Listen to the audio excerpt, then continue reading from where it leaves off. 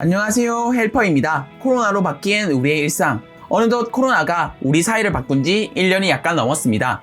지금은 거리에서도 마스크를 쓰지 않은 사람을 보기는 정말 어렵고, 학교는 비대면 수업으로 등교하지도 않고 온라인으로 수업을 듣고 있습니다. 5인 이상의 모임이 제한되어 오후 10시 이후 모이면 안 되기에 친구들과 단체로 모이지 못한 지도 상당히 오래되었습니다. 작년 2020년 코로나 블루로 야외 활동을 좋아하는 제가 집에만 있게 되며 우울증만큼의 우울감을 느끼게 되었고, 생각과 기분을 전환하기 위해서 많은 책을 읽었던 기억이 떠오릅니다. 썼던 일기를 보니 코로나는 언제 꺼질까 이렇게 쓰여 있더라고요. 제가 생각을 조금 달리한 계기가 있는데요. 방역 수칙으로 인해 거리두기와 영업시간 제한으로 많은 분이 자신의 업소를 격려하기 어려워지는 경우가 있었지만, 반대로 호황을 맞게 된 분야도 있었습니다. 제게 중학교 동창 친구가 한 명 있습니다. 그 친구는 실업계 고등학교를 나오며 대학을 가기보다 취업을 택해 어느 한 리모델링 업체에서 일하게 되었습니다. 그쪽에서 친구는 성실히 리모델링, 인테리어를 위주로 배우며 커리어를 하나씩 쌓아가고 있었습니다. 그 후 제대 후에도 몇 년을 계속하더니 어느 날 창업을 했다 하더라고요. 창업하는 것이 어떻게 되어가고 있는지 2020년 초쯤 전화를 하니 사업이 생각보다 잘 되지 않았고 사람들이 집을 많이 고치지 않는다고 했습니다. 코로나도 겹치게 되어 업장을 이제 정리하고 내놓을 준비를 하고 있던 찰나에 터졌습니다. 코로나로 인해 사회적 거리두기를 하게 되며 사람들이 집에 있는 시간이 많아지자 점차 자신이 사는 집을 고치기 시작했고 대박이 터진 것이죠. 몇 개월이 지나 친구의 차는 소나타가 아닌 BMW로 바꿨고 성공했다고 놀리니 중고로 샀다 하며 민망함을 감추더라고요. 그런 말을 하면서도 친구의 업무용 휴대폰은 계속 올렸습니다. 그래서 저는 코로나로 인해 무너진 사업을 일으킨 친구를 보며 다시금 생각하게 되었습니다. 정말 코로나가 나쁘기만 할까? 지금 사회를 보면 공항, 항공산업, 석유산업은 약세를 보이지만 재생에너지에 대한 관심이 더욱 높아지며 친환경적인 개발을 위해 사람들이 신경 쓰기 시작했습니다. 재택근무도 이미 몇 년 전 우리가 집에서 일할 수 있는 환경은 충분히 만들 수 있었지만 사장님의 입장에서는 직원의 시간을 산 것이기에 자신의 눈앞에 두며 그것을 관리하려 했죠. 그러나 거리두기가 자연스럽게 되고 재택근무를 권장하며 집단 감염을 어떻게든 회피하려고 회사 측은 움직이기 시작했습니다. 배달의 민족 매출도 2019년 대비 90% 이상 증가해서 1조를 넘었고 배달 앱을 통해서 거래되는 금액만 15조가 넘었죠. 네이버, 카카오는 플랫폼을 기반으로 해서 엄청나게 사업을 확장시켜가고 있습니다. 주식시장도 작년 3월에 침울하다가 코스피 3천을 넘긴 지 한참 지났습니다.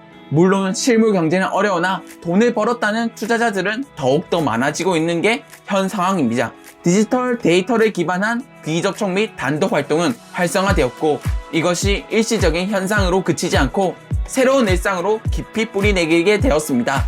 이에 대해 온라인 학습, 재택 및 유연근무, 무인 판매, 전자상거래 등을 또 환영하는 사람들은 적지 않습니다. 이러한 측면으로 바라볼 때 저는 코로나에 대한 다른 시각을 갖게 되었고 이 질문을 역사적으로 살펴보아야겠다고 느꼈습니다. 만물이 그렇듯 영원한 것은 없고 모든 것이 변합니다. 그 변화가 인간에게 이롭기도 하고 저해하기도 합니다. 그래서 찾아봤습니다. 역사상 대규모 집단 감염병이 발생했을 때 흑사병과 스페인 독감이 창궐했을 때를 말이죠. 14세기 유라시아에 퍼진 흑사병은 2,500만 명의 목숨, 즉 유럽 인구의 3분의 1을 앗아갔다고 합니다.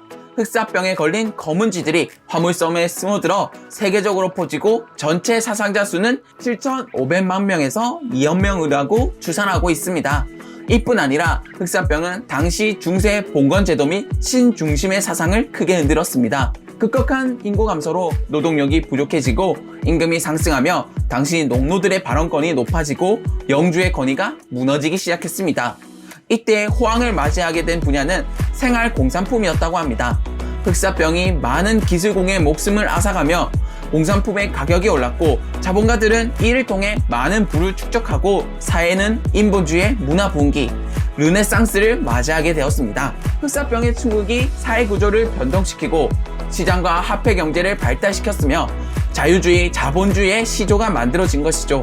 조사하며 신기했던 것은 당시 중세 교회 성직자들은 전염병을 하늘이 내린 죄악으로서 감염자들이 교회로 와서 꼭 기도드릴 것을 권유했다고 합니다.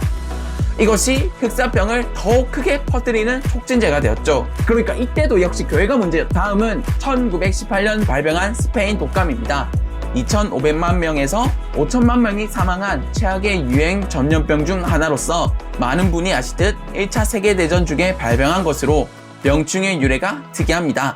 이때는 전쟁 중으로 많은 군인이 스페인 독감에 희생되며 각 군 부대의 병사들이 독감으로 인해 힘을 못 쓴다는 보고가 있었음에도 불구하고 참전국들은 전쟁을 계속하기 위해 이를 비밀리에 붙였으나 중립국인 스페인만이 유일하게 이 독감에 관하여 보도하게 되었고 스페인 독감이라는 명칭이 자리 잡게 되었습니다. 이때 미국은 혼란스러운 전후 상황에서 노동력 부족을 메우기 위해 설비 투자를 증대해 영국을 제치고 새로운 산업 패권국으로 부상하게 되었습니다. 이는 또한 1차 세계대전의 전장이 유럽이었던 관계로 미국은 산업시설의 피해를 보지 않았고 그 결과 자연스럽게 혜택을 누리게 되었다고도 할 수 있습니다.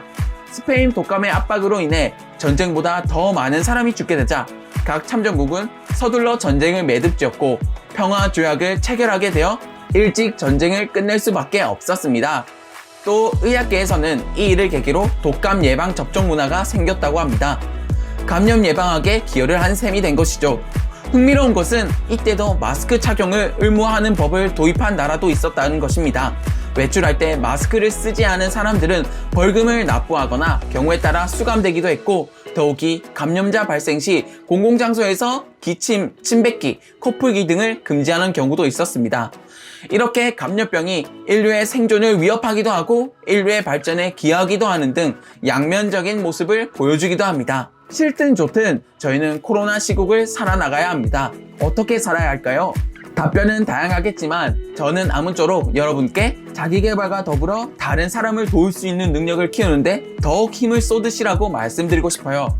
온라인으로 연결할 수 있는 것이면 더욱 좋습니다. 4차 산업혁명으로 기계가 사람을 대신하기 시작했고 디지털 및 빅데이터로 사람을 양적으로 그리고 도구적으로 바라보며 분석하려 합니다. 더욱이 코로나가 이것을 앞당겼고요. 그러나 기계가 하지 못하는 인간만의 고유 역할이 있습니다. 유일하게 사람을 위로하고 독려할 수 있는 것. 관용을 가지고 사람을 품을 수 있는 것은 사람뿐입니다. 극단적인 선택을 하기 전 마지막으로 먹고 싶었던 배달 음식, 같이 온 메모와 비누꽃을 받고 다시금 살아갈 용기를 받았다는 것도 유명합니다. 간단히 음식을 조리해서 배달하는 기계가 대체할 법한 것도 사람이라면 위로와 용기를 북돋을 수 있습니다. 이처럼 자신이 지속해서 할 수 있는 일을 찾아 능력을 키우고 인품을 갖추게 되었을 때 이 코로나 시국에도 세상은 살만하다고 희망을 전해줄 수 있는 사람이 될 것입니다. 헬퍼는 당신을 응원합니다. 시청해 감사드립니다.